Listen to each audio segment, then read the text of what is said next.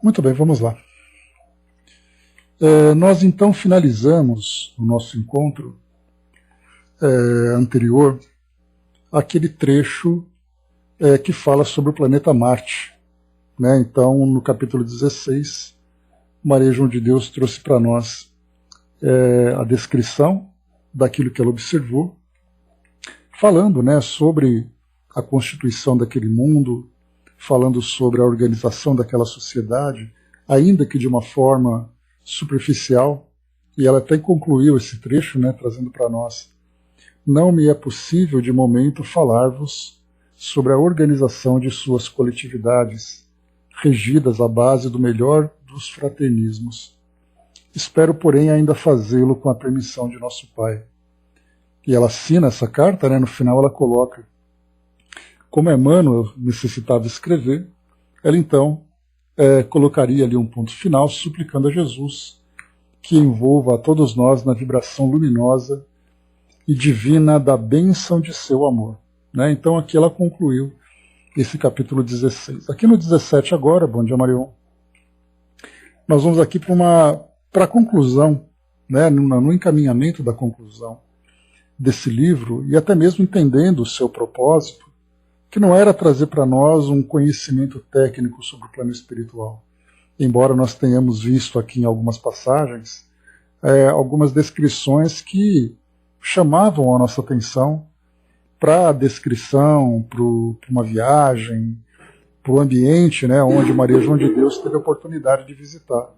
Mas que, na verdade, traz para nós o plano espiritual permeado, né, com essas vibrações amorosas para fortalecimento daqueles que perderam entes queridos, daqueles que vivenciam aqui no mundo físico, né, os seus desafios, né, então trazendo para nós esse aspecto de esperança, para vermos o mundo espiritual por uma visão, né, muito mais elevada, e não uma visão tão sofrida e tão limitada, mas ao contrário, fazendo com que nós vejamos uma nova realidade do plano espiritual. Então esse foi o propósito desse livro.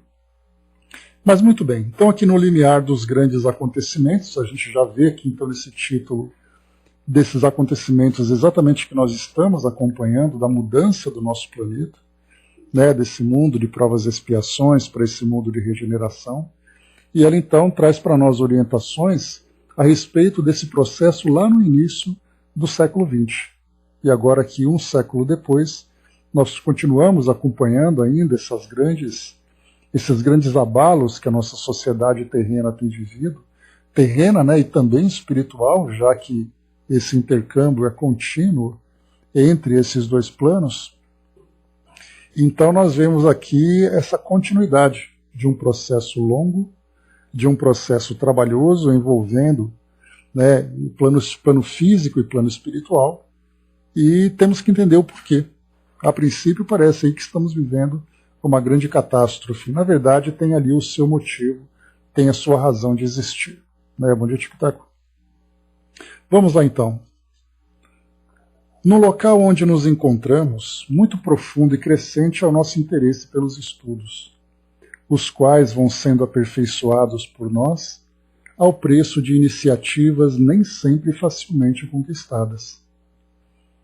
Como já tive ocasião de observar, as minhas atividades se desenvolvem em torno de um grande número de entidades que apenas se dedicam aos problemas de socorro espiritual a todas as almas que sofrem e se redimem na Terra no cadinho das renúncias e dos grandes sacrifícios. Então, até aqui, nós vemos então o trabalho que ela desenvolve, porque é uma grande curiosidade que nós temos, né, de imaginar qual será exatamente ali a nossa posição no plano espiritual. Para nós espíritas que temos a oportunidade de ver, né, o trabalho voluntário, as iniciativas, sempre como motivo, né, de impulso para o nosso desenvolvimento, é muito natural que nós projetemos no plano espiritual as posições ou as possibilidades que estariam ao nosso alcance. E é bastante interessante ver, por exemplo, como André Luiz se desenvolveu, ver como Frederico Figner se desenvolveu, Manuel Filomeno de Miranda, dentre outros espíritos, né? E aqui nós vemos também Maria João de Deus, como ela coloca, né, que ela já chamou atenção para isso.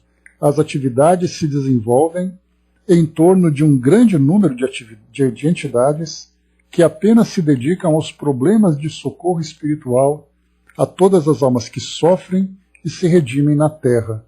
E aí a gente vai encontrar, então, renúncias, sacrifícios entre encarnados e desencarnados, desses espíritos, então, que, embora em sofrimento, é aquele sofrimento que visa o crescimento, que visa o desenvolvimento.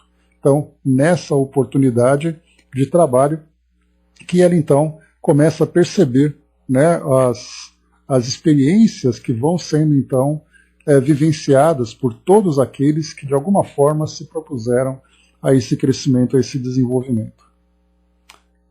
Ultimamente, estivemos reunidos em extraordinários movimentos, junto à ponte a que me referi, e que atravessa a distância incomensurável que separa o vosso orbe da primeira esfera, que lhe é concêntrica. São inúmeros os espíritos que se debatem do lado oposto àquele em que nos encontramos, esforçando-se para realizarem a difícil travessia. E aqui então, né, aqui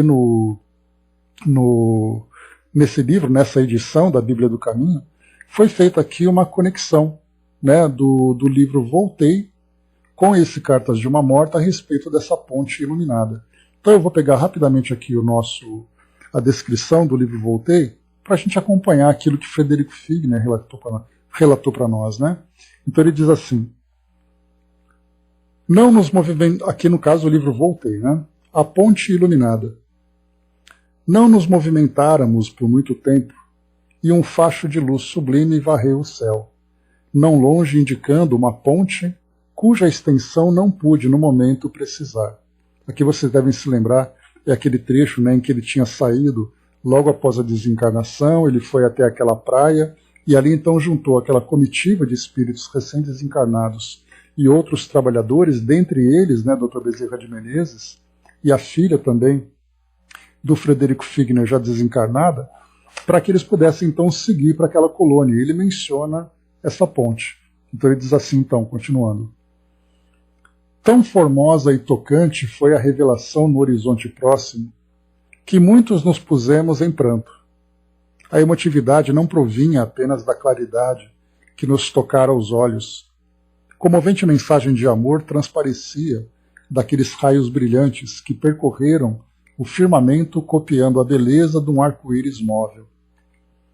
Enquanto muitos companheiros continham a custo as notas de assombro que nos dominavam, cerrei os olhos por minha vez naturalmente envergonhado. Temor súbito vagueava minha alma. Teria cumprido todos os meus deveres? Se constrangido a comparecer ante um tribunal da vida superior, estaria habilitado a apresentar uma consciência limpa de culpas? Como seriam meus atos examinados? Bastaria a boa intenção para justificar as próprias faltas? O sinal luminoso cortou vagarosamente o céu de novo. Minha alegria ante a aproximação do plano mais elevado era inexcedível, mas a noção de responsabilidade quanto às dádivas recebidas no mundo que eu deixara pesava agora muito mais intensamente sobre mim.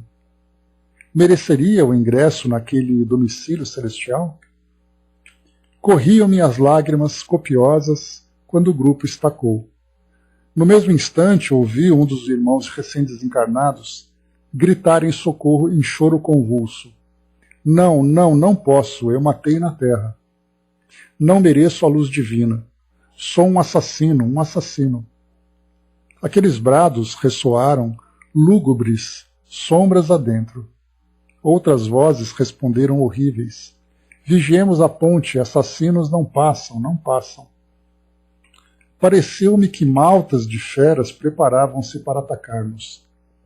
Não distante, a projeção resplandecente do invisível holofote clareava o caminho qual se fora movida em câmera lenta. Entre nós, emoções e lágrimas junto de um companheiro em crise. Em torno, ameaças e lamentos estranhos. Além, a luz convidativa. Bezerra, sereno, mas fundamente preocupado, rompeu a expectação cientificando-nos de que deveríamos olvidar os erros do pretérito e que um dos amigos, em vista de corresponder em demasia à lembrança do mal, impusera descontinuidade à nossa viagem. Acentuou que as reminiscências de crimes transcorridos não deveriam perturbar-nos e que bastaria sintonizar-nos excessivamente com o pretérito para causarmos sérios prejuízos a outrem e a nós mesmos, em circunstância delicada quanto aquela. Disse que o irmão em crise realmente fora homicida em outra época, mas trabalhara em favor da regeneração própria e a bem da humanidade com tamanho valor nos últimos 30 anos da existência, que merecera a carinhosa proteção dos orientadores de mais alto e que não devia levar a penitência tão longe, pelo menos naquele momento, a ponto de ameaçar o êxito da expedição. Necessitávamos reatar o fio da ligação mental comum, a fim de que a nossa capacidade volitante fosse mantida em alto padrão. De outro modo, a concentração em massa de entidades inferiores ao pé da ponte, que se alonga sobre o abismo, talvez nos dificultasse a passagem. Finalizando a ligeira observação, Bezerra acenou para mim e, reconhecendo-me, recomendou-me orar em voz alta para que a nossa corrente de energia espiritual se recompusesse. Então aqui a gente viu o trabalho mental tão necessário para que possa então ascender a esses planos mais elevados. Quando o espírito, nesse caso como nós vimos, mesmo tendo merecimento, mas estando com a sua mente sintonizada com lembranças, com experiências negativas do passado, altera-se o seu padrão vibratório e, consequentemente, ele sai da sintonia desse ambiente onde ele vai se encontrar.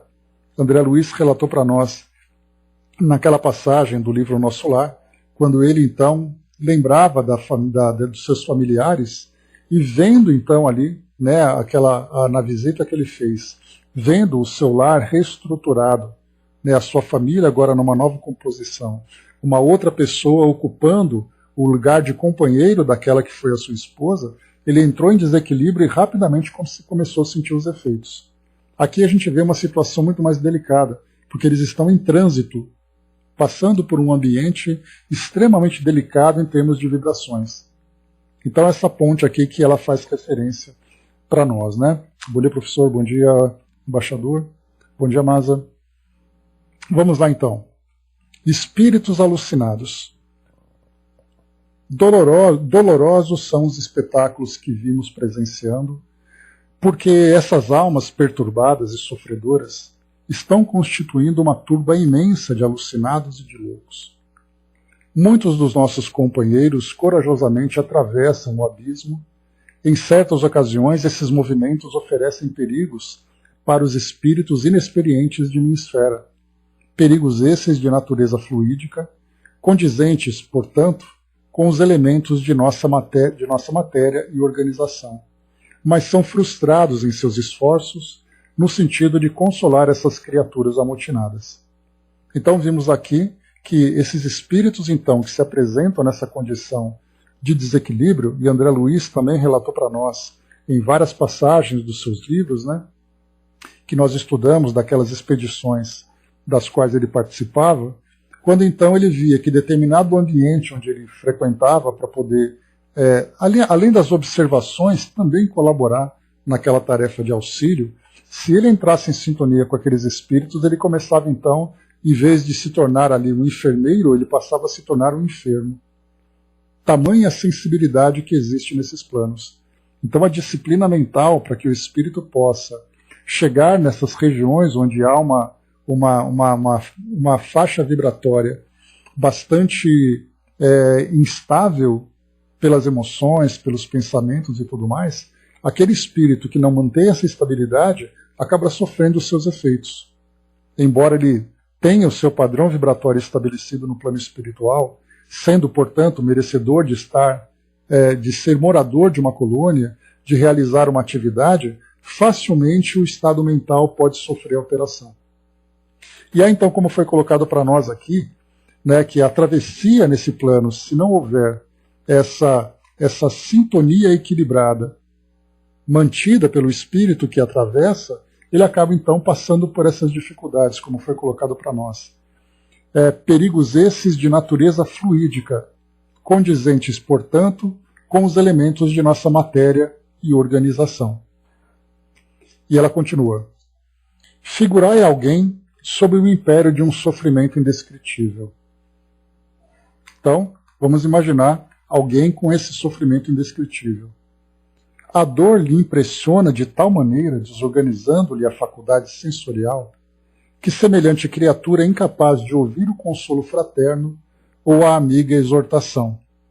Então nós já tivemos também aqui André Luiz relatando, né, nessas visitas a esses postos de socorro, encontrando espíritos ali absolutamente alucinados. Não apenas a questão de nós vermos um estado de loucura. Aquele espírito, por exemplo, né, gritando como se perseguidores estivessem ali realmente atrás dele, a sintonia que ele lembra, né, é sintonizado com as suas memórias do passado, trazendo culpa, trazendo medo, trazendo sofrimento. Naquele momento, e André Luiz já falou para nós também no livro Mecanismos da Mediunidade, a respeito do circuito fechado. Ou seja, o espírito se concentra de tal forma no seu sofrimento, alimentando aquela monoideia, que por mais que se tente levar para ele novas ideias, novas esperanças, o trabalho do auto-perdão tão necessário, o espírito se torna absolutamente refratário a tudo isso. Porque a sua mente se encontra consumida por aquelas lembranças com tamanha intensidade que somente um processo terapêutico absolutamente intenso e prolongado é capaz de fazer com que ele se abra a isso. Bom dia, Flávio. Então, por isso é colocado para nós aqui essa situação em que ele se apresenta. Desorganizando-lhe a faculdade sensorial, ela é incapaz de ouvir o consolo fraterno ou a amiga exortação, mesmo que o espírito esteja ali lúcido. Porque nós não falamos de um estado de loucura, o espírito completamente alucinado. Nós falamos de um espírito lúcido, porém tomado por tamanha culpa, que por mais que você fale que é possível dele se regenerar, que é possível dele se reequilibrar, dele resolver o seu passado, ele sempre vai se pressionar cada vez mais colocando: eu sou culpado, porque eu não devia existir, porque meu sofrimento é justo e tudo mais. E nós vemos isso hoje, inclusive aqui no nosso mundo. Por mais que se tente ajudar, o espírito então ele não consegue se perdoar. E as lembranças ficam ali então consumindo. Depois continua. E talvez devido a esse estado de extrema perturbação que as almas aflitas, em cujo socorro estamos ocupados, não nos ouvem, entregando-se às mais dolorosas imprecações. Súplicas, brados angustiosos, soluços, gemidos, repercutem junto de nós e temos procurado, no refúgio da prece a Deus, os recursos necessários para essas coletividades espirituais, egressas do planeta nesses últimos dias. Aqui nós vamos lembrar, né, que ela já relatou para nós aquele ambiente de guerra em que o planeta se encontrava na Primeira Grande Guerra, e muitos desses espíritos, então, que desencarnavam nesse estado de alucinação, de sofrimento, de ódio, muitas vezes, fazia exatamente ali com que eles criassem essa dificuldade, essa barreira para que eles fossem, então, auxiliados, né? O Hermes lembrou ali, né, seria a questão de estado de consciência, não apenas do estado de consciência, porque a gente vai falar em termos de lucidez, né, de um grau de lucidez, mas a gente fala também que o espírito pode estar lúcido, mas muito mais do que a lucidez, nós falamos dessa ideia do auto-perdão de fato. Porque eu sei que eu morri, eu sei, mas eu me sinto tão culpado por aquilo que aconteceu, que aí então eu começo a me consumir e a me desequilibrar. A tarefa da salvação, e ela continua descrevendo. Temos aqui instrumentos semelhantes a barcos salvadores, onde alguns espíritos conseguem se transportar para o nosso meio para se entregarem a tratamento e ao repouso que lhes são necessários. Porém, as condições psíquicas dessas almas são muito lamentáveis. Vocês se recordam, né? André Luiz estava num plano de socorro E aí então eles foram fazer um resgate de um espírito que se encontrava fora daquela colônia, fora daquele posto de socorro. Ele foi trazido de maca, o seu perispírito absolutamente deformado, a sua consciência absolutamente perturbada. Esse é um modelo, esse é um exemplo que nós encontramos, né, da situação desses espíritos. Mas aqui ela coloca que alguns espíritos conseguem se entregar para esse tratamento. Aí nós vamos encontrar no próprio André Luiz também, em Nosso Lar, quando ele então foi resgatado daquela região umbralina e foi levado então por aqueles padioleiros, né, por aqueles maqueiros, para o hospital de Nosso Lar. Quando ele então ele se entrega ao tratamento, enquanto que outros, né, se sentiam ali assustados com aquela luminosidade toda, né, aquela irradiação dos espíritos trabalhadores que se encontravam ali, ou mesmo também naquelas outras circunstâncias em que eles se colocavam à disposição para um tratamento sem a necessária vontade para se transformar de fato. Então, na verdade, ele quer parar de sofrer, ele não quer parar de ser aquilo que ele é. Então, isso nós vimos em Nosso Lar, vimos também nesse posto de socorro, que o espírito falava, olha, vem me ajudar e tudo mais, mas o espírito intimamente ele não mostra qualquer disposição. E o que a gente vai encontrar em André Luiz, lá naquela região umbralina no início do Nosso Lar, é exatamente quando ele se mostra realmente disposto. Foi aí que o socorro chegou, foi aí que ele conseguiu ser resgatado. Por isso, então, ela relata para nós exatamente isso. Alguns espíritos conseguem se transportar para o nosso meio, para se entregarem a tratamento e ao repouso que lhes são necessários. Mas mesmo assim, as condições dessas almas são muito lamentáveis. A gente vai lembrar daquela câmara de retificação que existe lá em Nosso Lar, onde espíritos nessas condições são atendidos então. Lá tem câmara semelhante a umbral. Pois é, Brás, né? A gente lembra que a mudança vibratória para muitos espíritos que se encontram nessa condição, eles começam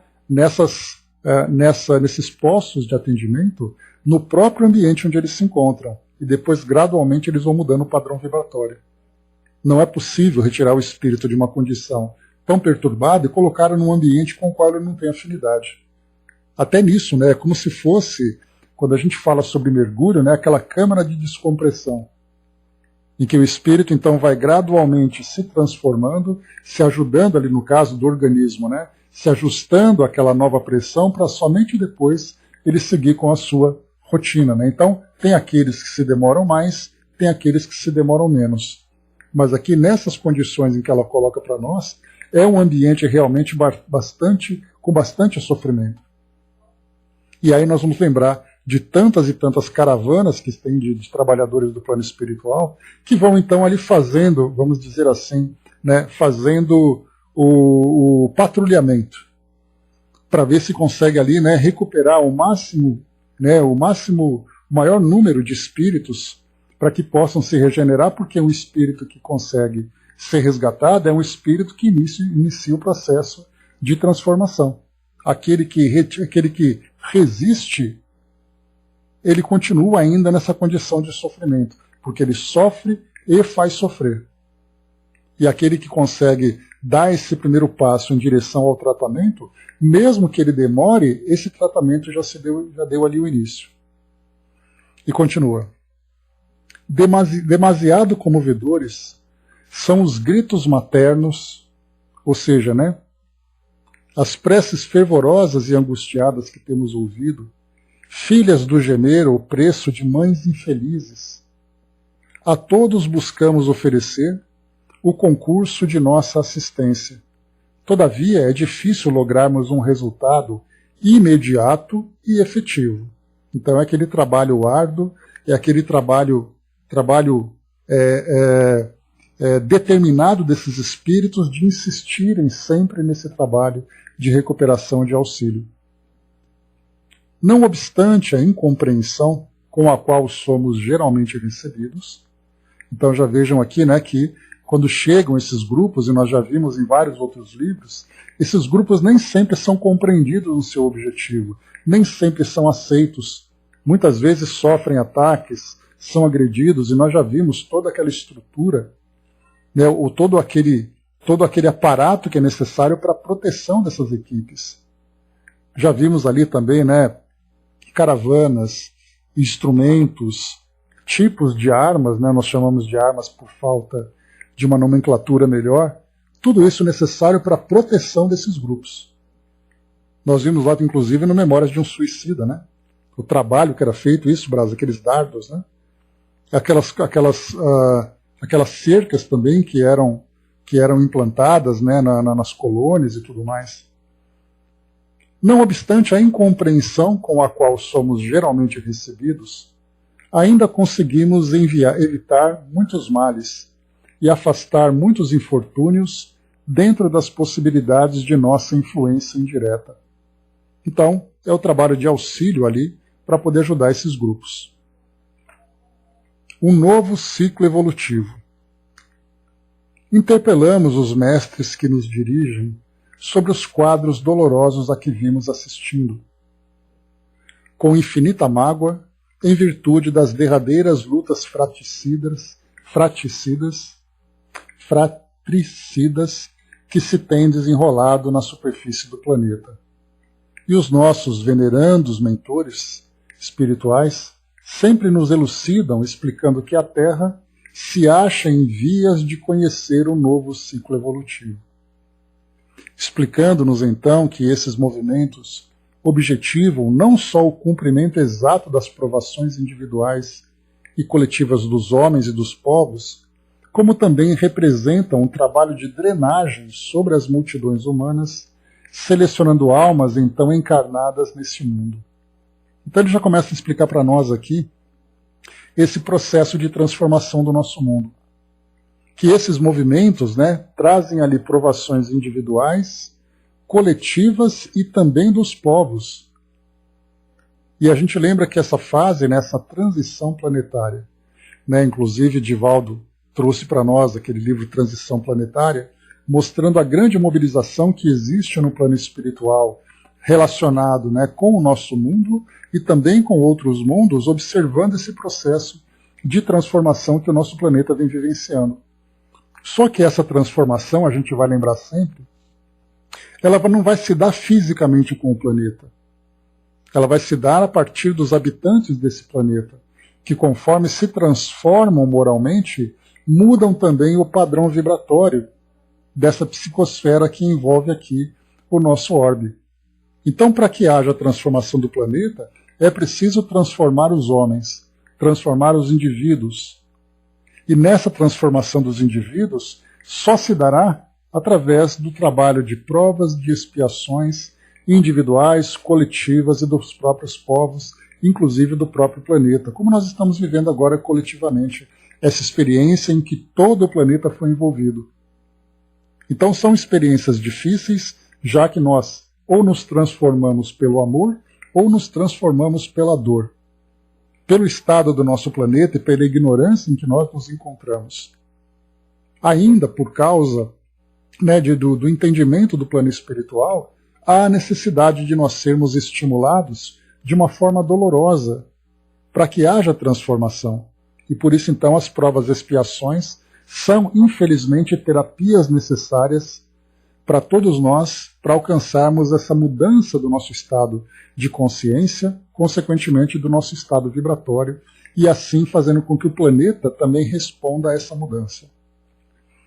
Dudu trouxe para nós aqui, muito obrigado pela participação. Exatamente, o espírito na condição em que está só quer sair daquele pensamento que nutre mentalmente, aquele irmão que perturbado ainda não enxerga o caminho da vontade de estar bem. O sofrimento é a mente desorientada, afligindo no tempo que for essa mente que, mesmo sabendo que não está mais no orbe terreno, cria processo de angústia tão grande, fazendo com que algo venha tirá-lo daquilo tudo. Mas o infortúnio é realmente enorme para aqueles que chegaram por enormes intranquilidades morais, por vícios da vida, por agressões das palavras, e assim esse irmão ainda padece na sua consciência, que ainda perdida se faz presente até que ele descubra que sair dessa vibração contínua será o pensamento no melhor, que é trazer a prece, a oração do coração a ele, e assim ser recuperado e trazido a boa nova de um ser perdido, se ache devidamente na hora que ele descobre que pode sair desse momento sofrido. Aqui então a gente vai ver, obrigado mais uma vez pela elucidação. Aqui a gente vai lembrar, nós já chegamos a ter aqui a comunicação de alguns irmãos queridos que participaram com a gente, trazendo sobre as terapias que são utilizadas no plano espiritual. Nós vimos equipes médicas, equipes de terapeutas, né? Cada um atuando dentro do seu meio, cada um aplicando a sua técnica, e nós vimos ali que tem espíritos que trazem dificuldades das mais variadas, de ordem psíquica, consequentemente afetando a sua estrutura perispirítica. Então são técnicas que nós nem imaginamos, mas como eu coloquei para vocês certa vez, né, nós podemos dizer que existe uma legião de psicólogos atuando com as mais variadas técnicas para fazer com que esses espíritos que chegam nessas condições tão dolorosas, tão perturbadas, possam gradualmente recuperar a consciência. Começar então a aceitar-se por aquilo que é, fazer aquele trabalho de perdão e auto-perdão, para que ele possa então ter condições de começar a caminhar em direção ao seu próprio crescimento. Porque aí então ele começa a fazer novos planejamentos, começa a tomar novas decisões. Mas para isso chegar, eu acho que a gente não tem qualquer condição. Ou melhor, até poderíamos fazer uma comparação com aquilo que nós vemos hoje na nossa sociedade. Você encontrar, por exemplo, um espírito rebelde que se encontra aí pelo mundo, né, envolvido em situações de violência, de drogas. Você vai, por exemplo, numa penitenciária, você vai num manicômio, você vai num ambiente urbano onde existe ali o uso de drogas, que a gente já viu notícias e mais notícias que vão saindo. Imaginemos que a gente vá até esses grupos e comece a falar do Evangelho. Comece a falar das mudanças necessárias para que o espírito possa se aproximar cada vez mais de Deus. Qual é a resposta que nós vamos encontrar? E aqueles espíritos ainda tomados por muita culpa, quando se fala em Deus, por exemplo, eles vão ver Deus no seu aspecto punitivo, no seu aspecto como sendo ali, né, aquele Deus severo e não ser o Deus amoroso. Porque é muito difícil nós mudarmos as nossas concepções, principalmente quando nós vemos aqui no mundo o nosso modo de viver, que sempre tem aquela ideia de punir os culpados e absolver ali, né, e dar passagem aos inocentes. Aquele que se vê culpado, ele já chega no plano espiritual tomado por essa mesma culpa. Bom dia, soldado.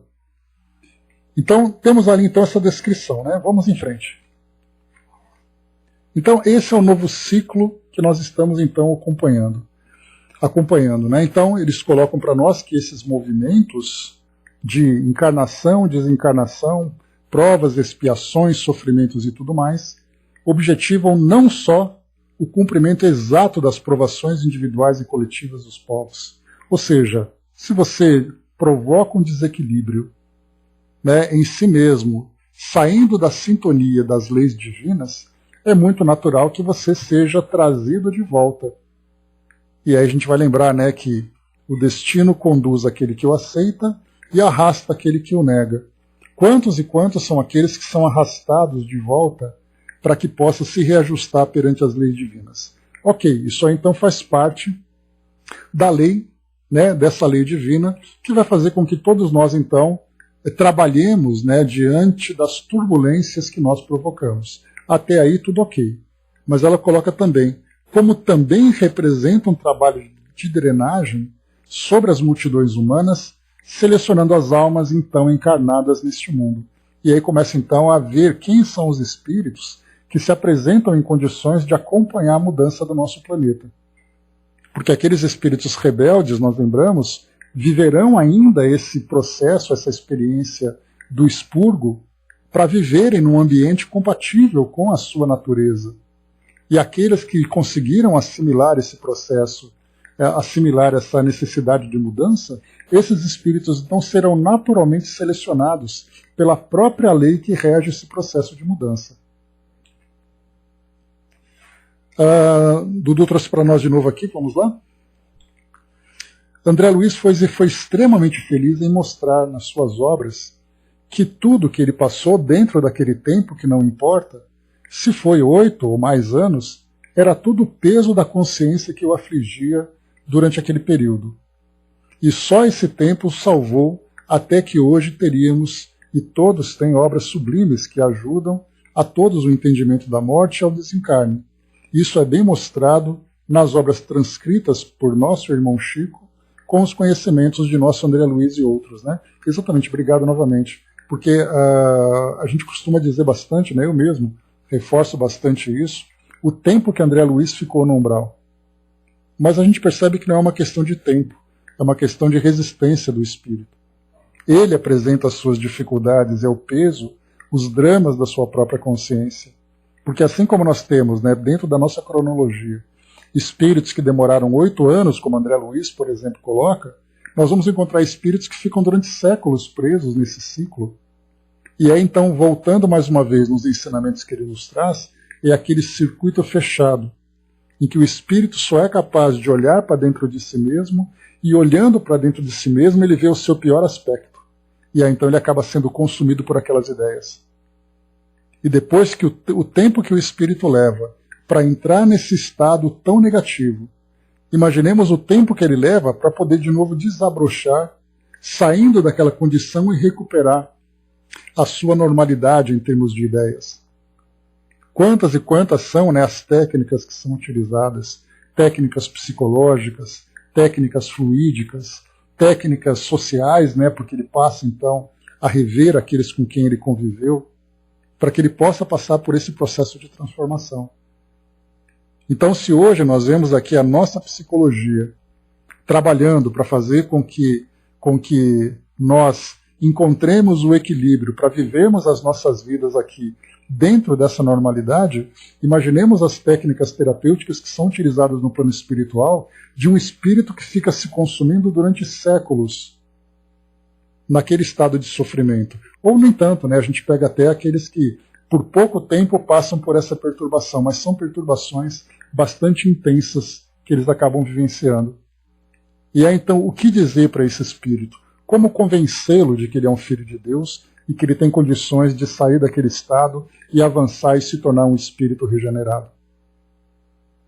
Aí, então, nós vamos encontrar, né, nos relatos várias e várias situações em que esses espíritos vão sendo trabalhados. E junto disso também, além de vermos ali o trabalho psicológico, o trabalho fluídico e esse trabalho social, ainda nós temos ali as técnicas da reencarnação, reencarnações terapêuticas que os espíritos vivenciam, fazendo com que ele retorne aqui ao mundo físico para viver determinadas experiências específicas, para fazer com que desperte nele elementos que se encontram não apenas adormecidos, mas se encontram cristalizados dentro dele, e isso precisa ser modificado. Trabalho intenso, trabalho longo e trabalho árduo. O soldado colocou, existe uma teoria na qual, pela frequência atual desse planeta, a percepção da passagem do tempo fica diferente, né? A teoria Schumann, né? Que fala sobre isso, né? Mas até aí, a gente vê que as nossas percepções vão mudando e a gente nem sempre consegue perceber, né?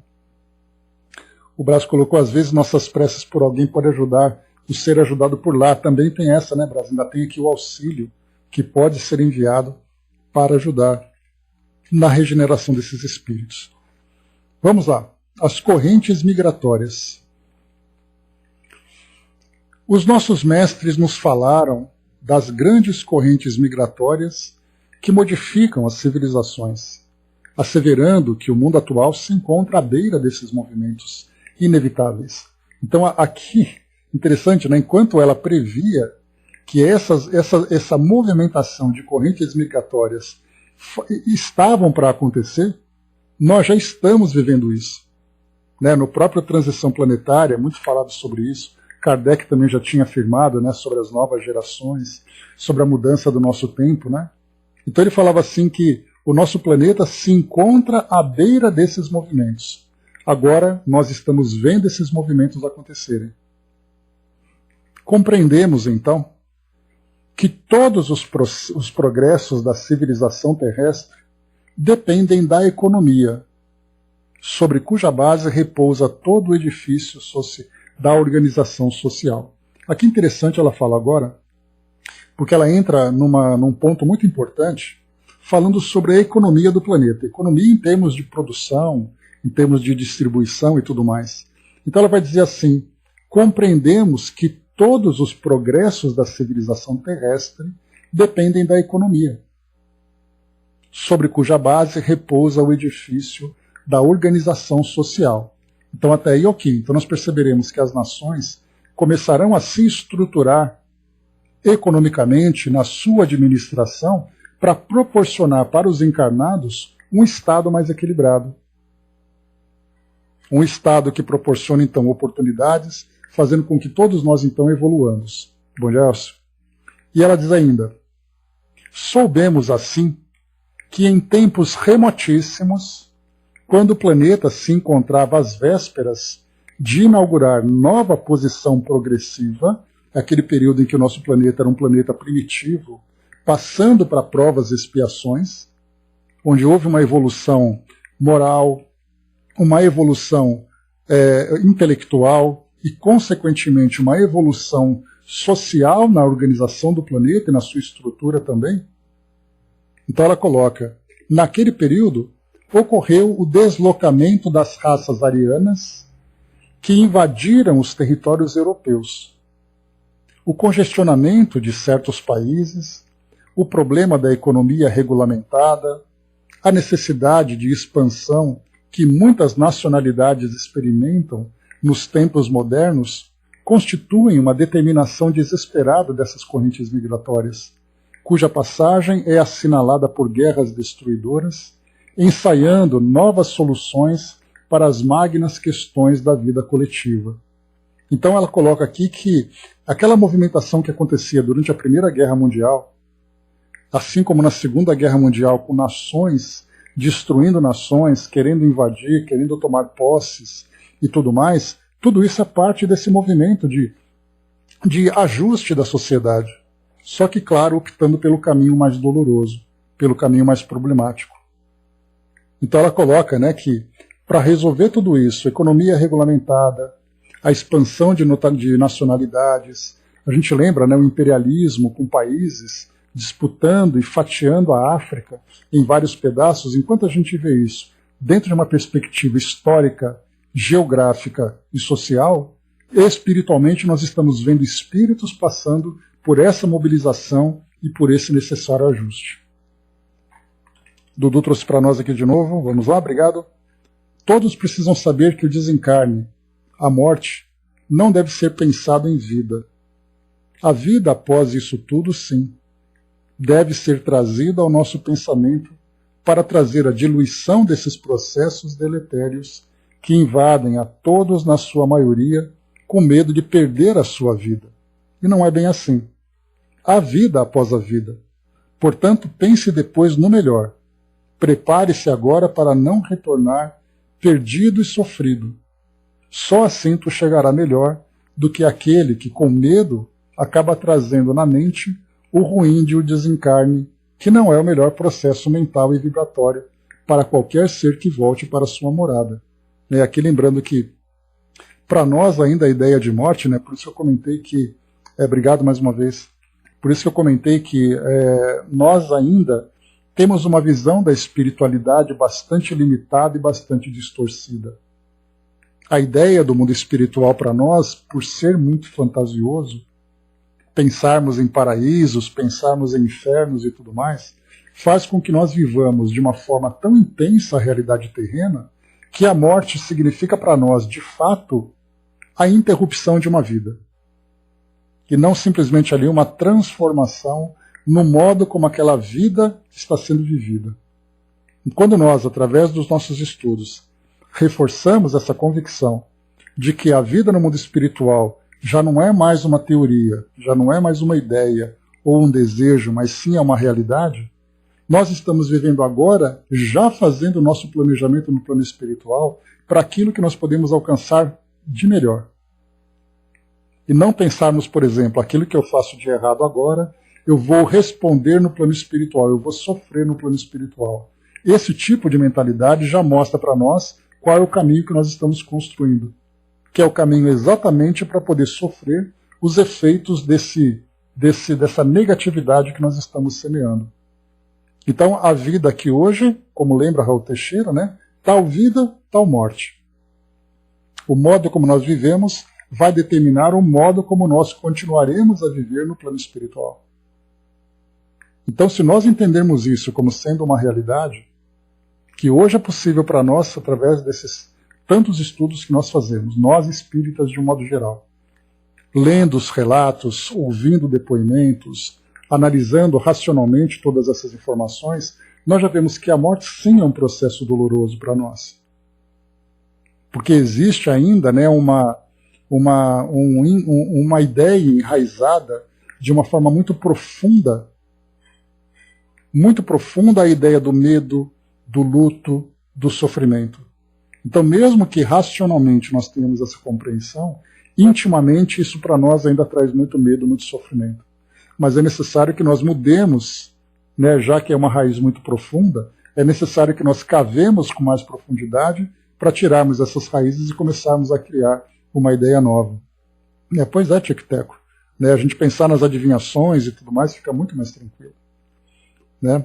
Dudu trouxe para nós, né, agradecemos, portanto, o ensinamento desse livro lindo, que mostra muitas reflexões na vida de uma mulher que só queria amar e amou muito. Um verdadeiro ensinamento de vida terrena com a vida espiritual. Obrigado a ti e a todos que fazem, né, de belos estudos, bons aprendizados através de livros muito bons para todos nós. Né? Luz e paz a todos, muito obrigado sempre pela presença e pela companhia aqui conosco. Então vamos lá. Aqui agora, então, para seguirmos aqui em frente, diz assim para nós. Afirmam, portanto, os nossos guias que apenas começamos a presenciar os grandes acontecimentos que fatalmente terão de ocorrer nos anos vindouros. As raças amarelas e determinados núcleos da civilização ocidental requerem expansão e nova fonte econômica para a solução dos problemas que os assoberbam. Olha só aqui a previsão. Raças amarelas, ele vai falar então, por exemplo, do Japão, que necessitava dessa expansão econômica. Falávamos da China, falávamos, por exemplo, da Alemanha, que precisava expandir e acabou culminando numa outra guerra, para poder chegar cada vez mais ali na reestruturação da sua economia e tudo. Né? Não, mas aqui ela fala, o soldado, ela fala aqui do início do século XX, né? Então já era uma previsão para aquilo que na década de 1930, 1940, viria a explodir depois como Segunda Guerra Mundial. Né? Então isso foi lá naquele começo. Hoje nós estamos vendo, né, o pós-guerra e pós-reajuste. Mas vamos lá, ela traz uma previsão bem interessante aqui para nós. E ela diz assim, e nesses dolorosos movimentos mais necessários, a humanidade se depura, aperfeiçoando-se cada vez mais para o seu glorioso futuro espiritual. Reconhecendo-se, embora tudo isso, para as almas dotadas de pouca experiência com respeito a esses enigmas dos povos, os quadros isolados, como nos é dado conhecer, são profundamente angustiosos. Então, olhar a guerra por si só, para nós é angustiante. Quando nós olhamos para uma perspectiva mais elevada, nós vemos então um processo de mudança conforme o Livro dos Espíritos, vendo ali a lei de transformação. A lei de destruição, desculpem. Né? E ela continua. Mas a dor soberana que aí na terra dobra toda a cerviz e subjuga todas as frontes, essa está igualmente aqui conosco, na aquisição de ensinamentos, exercendo a sua função de remodelar e de aperfeiçoar toda a glória suprema da vida. Todavia, Senhor, vós que sois a grandeza e a misericórdia suprema do universo, estendei as vossas mãos magnânimas para a terra, mansão de sombras e de provações, onde irmãos nossos se entregam ao mais proveitoso dos aprendizados. Dá-lhes fortaleza de ânimo e resignação nos embates contra a adversidade dolorosa, alçando os seus olhos para os vossos impérios resplandecentes, onde compreendemos as luminosas afirmações da vida espiritual. Protegei-os a todos, Senhor, integrando as suas consciências no caminho retilíneo da salvação e os seus entendimentos na compreensão profunda de vossas leis. Que a Terra conheça a nova era do amor e da fraternidade espiritual. Então aqui ela encerra assinando Maria João de Deus. A gente vai então aqui já para o nosso capítulo 18, que ela vai então concluir, trazendo para nós aqui então uma palavra aos sofredores. Então depois vamos lá, pessoal. Então depois todo esse relato que ela trouxe para nós, ela traz agora a conclusão. Então, páginas recebidas no dia 30 de outubro de 1936. E ela diz assim: concluindo a segunda edição do nosso volume, dedicado às orfanzinhas, meu filho, desejaria que eu dirigisse uma palavra aos sofredores. Mas não posso dizer-lhes mais do que já lhe disse no conjunto de minhas páginas despretensiosas e humildes. Contei a todos os que sofrem, com palavras simples, as minhas impressões de além-túmulo, tentando dirigir-me em particular a todos os sofredores para os quais o vento do infortúnio é mais frio.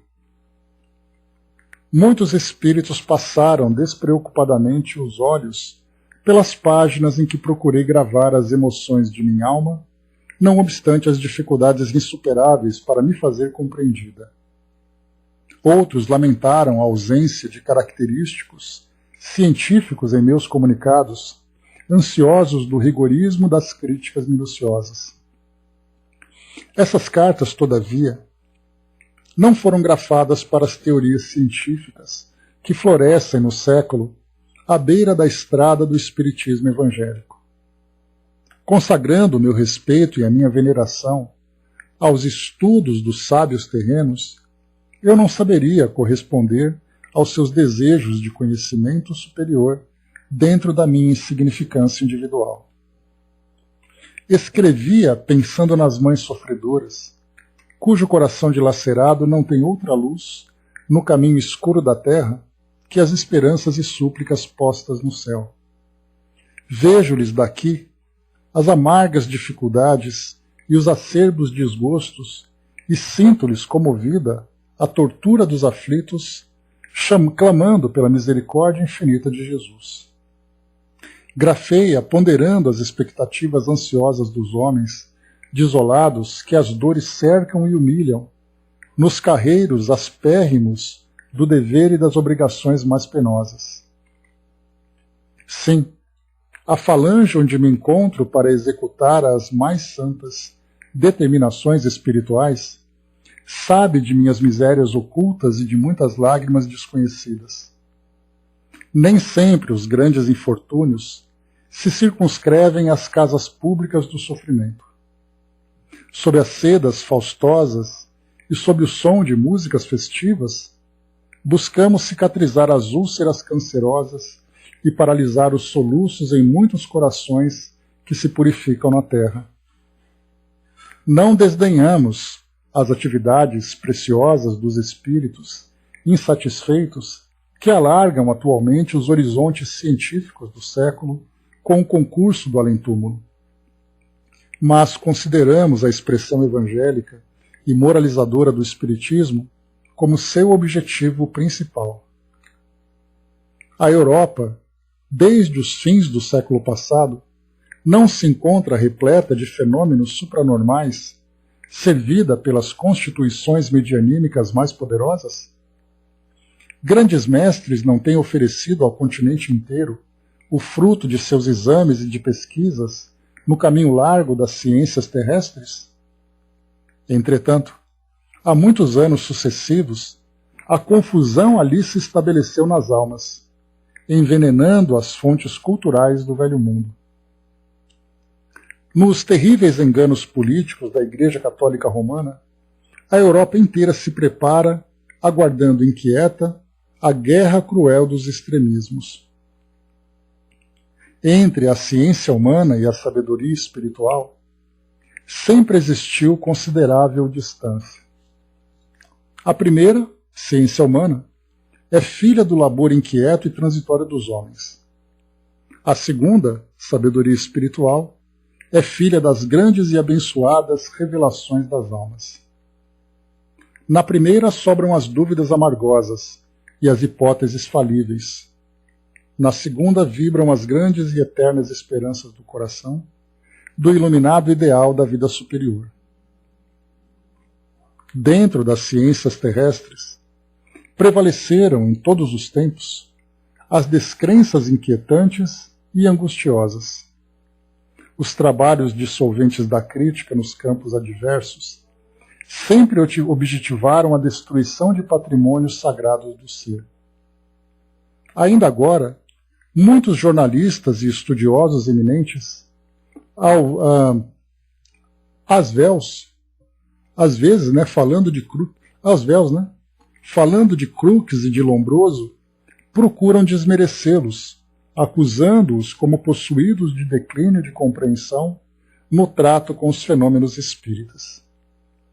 E nesse movimento de acusações, perde-se um tempo precioso, a par de muitas energias que poderiam se empregar na construção do edifício da felicidade humana. Fenômenos, o homem nunca encontrará outro maior que a vida de Jesus, localizada na história.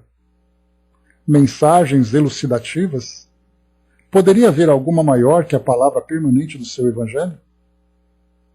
E para vós, os espíritos sofredores da terra, que o Espiritismo trouxe uma aleluia de esperanças e glorificações. Heróis obscuros e ignorados do mundo, alguém sabe dos vossos sacrifícios, de vossas renúncias e dedicações que o planeta terreno não pôde conhecer? Chorai vossas lágrimas remissoras de olhos postos no céu, onde se guardam todos os vossos prantos e onde são conhecidas todas as vossas preces e aspirações. Aprendei nas experiências penosas da terra a soletrar o abecedário do amor, da piedade e da resignação. Porque se viveis a dolorosa angústia das almas infortunadas e incompreendidas no mundo, há no céu quem vos estenda as mãos carinhosas e compassivas. Trabalhai, sofrei e confiai na misericórdia divina, pois não foram pronunciadas para os espíritos satisfeitos e felizes aquelas divinas palavras: bem-aventurados os aflitos na terra, pois que a eles pertencem as alegrias do céu. Então Maria, João de Deus, assina para nós aqui essa carta, essa comunicação final. Vamos então analisá-la aqui aos poucos, né? Esse livro aqui, Brás, foi de 1935. Foi o segundo livro psicografado pelo Chico. O primeiro foi Parnaso de Além Túmulo. Depois, em 1935, ela lançou esse livro aqui. Obrigado, Elcio. Então, o que ela coloca para nós, pessoal, trazendo aqui para nós essas reflexões, é que, primeiro, quando esse livro foi lançado, isso é interessante quando ela comenta, quando ele foi lançado, poucas pessoas deram valor a ele. Porque o Espiritismo no Brasil vivia uma época em que, inspirados, né, por aquele Espiritismo vivido na França, o Espiritismo aqui ele tinha uma conotação científica muito forte. E aí, então, fazendo a leitura daquilo que ela trouxe, acabou não sensibilizando aquelas pessoas, porque achavam que o Espiritismo deveria acompanhar a evolução científica do nosso planeta. E não pensando na sensibilidade das palavras, na mensagem evangélica que ela trouxe para todos nós, fazendo com que nós nos elevássemos muito mais moralmente do que intelectualmente. Então ela vai trazer para nós aqui, né, de uma forma bem interessante, que ela diz assim: muitos espíritos passaram despreocupadamente os olhos pelas páginas em que procurei gravar as emoções de minha alma. Outros lamentaram a ausência de característicos científicos em meus comunicados ansiosos do rigorismo, das críticas minuciosas. Depois ela vai explicar que, na verdade, essas cartas, lembrando que cartas de uma morta, naturalmente, né, era uma coletânea de cartas que ela mandava para o Chico, com o objetivo, naturalmente, de construir esse raciocínio sobre a vida no mundo espiritual, mas trazendo uma conotação muito mais moral do que científica, do que técnica. Então o objetivo dela foi exatamente trazer isso, para fazer com que, ela diz assim, apesar de todo o respeito que ela queria, né, ela não conseguiria responder. Mas ela escreveu, olha que bacana isso, no item número 5.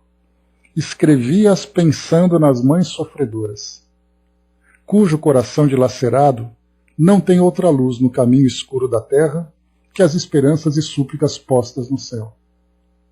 Vejo-lhes daqui as amargas dificuldades e os acerbos desgostos e sinto-me comovida a tortura dos aflitos, clamando pela misericórdia infinita de Jesus. Então, pensa nas mães sofredoras. Ela própria, né, como mãe, quando então ela desencarnou e viu ali os seus filhos, né, ficando ali órfãos, então na verdade ela via essas mães vendo os seus filhos partirem, principalmente naquele tempo de guerra, porque lembra que embora, né, o livro tenha sido publicado em 1935, essas cartas foram escritas durante a Primeira Guerra Mundial. Tanto que nós vimos ali na primeira parte dela, que ela vai relatando, né, os hospitais no plano espiritual, vendo ali toda aquela quantidade de espíritos que eram combatentes, eram vítimas da guerra, enfim. Então ela traz para nós uma realidade. E mais do que isso, ela escreveu pensando-as nas mães sofredoras. Quantos e quantos jovens foram enviados para a guerra e acabaram desencarnando, e as mães em casa, então, choravam e lamentavam a perda de seus filhos. Então ela colocou, grafeias, ponderando as expectativas ansiosas dos homens desolados, que as dores cercam e humilham, nos carreiros aspérrimos do dever e das obrigações mais penosas. Depois ela vai trazendo para nós aqui também, né, sobre a importância, né, daqueles que desejam realmente conhecer, mas o propósito dela não era esse. Até mesmo André Luiz, ele só começou mesmo a chamar atenção no seu aspecto científico a partir do Evolução em Dois Mundos. Os outros livros, né, como Evolução em Dois Mundos, Mecanismos da Mediunidade e outros que nós veremos mais para frente, são livros mais técnicos, que trazem para nós um maior aprofundamento. Porque o relato que ele trouxe sobre a vida dele no mundo espiritual, aqueles que desejam desenvolver esse aspecto científico, que interesse tem o espírito contando a sua vida no mundo espiritual? Eles querem revelações, nós queremos revelações. Mas aí então, vemos que num livro como esse, um livro tão valioso como esse, tão esquecido, né, tão pouco estudado, traz para nós tantas e tantas informações. Exato, soldado. Tudo vem no seu tempo. Ela coloca para nós aqui também, né, ela diz assim que a respeito das informações técnicas que vinham do mundo espiritual a partir daqueles fenômenos mediúnicos do final do século XIX, no começo do século XX. Né? Então todas essas experiências que foram observadas, depois ela relata para nós aqui que tanto o Cesare Lombroso como o William Crookes, depois que eles trouxeram ou estimularam aquelas pesquisas, eles próprios foram atacados, né, por jornalistas, como ela colocou aqui no final. Ela diz assim, ainda agora, muitos jornalistas e estudiosos eminentes, falando de Crookes e de Lombroso, procuram desmerecê-los, acusando-os como possuídos de declínio de compreensão precioso. Então, mesmo com o trabalho tão técnico, tão científico que foi apresentado no final do século XIX e no começo do século XX, isso tudo não foi o suficiente para fazer com que o mundo visse o plano espiritual por outra perspectiva.